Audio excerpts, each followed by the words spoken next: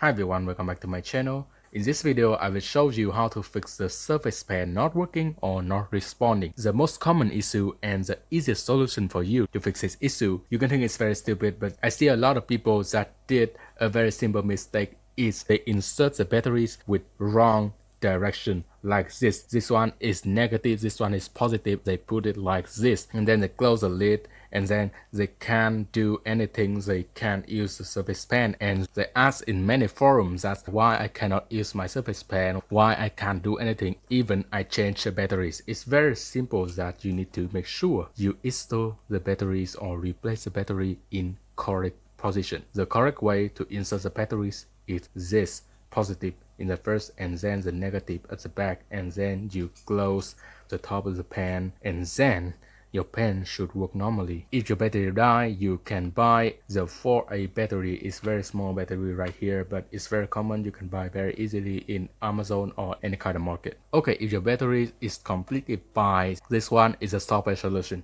If you go to the store over here and you search for an app called Surface, we have the app we're looking for. It's the Surface Toolkit. You will install the app to your Microsoft Surface. Now after install, you will open the apps.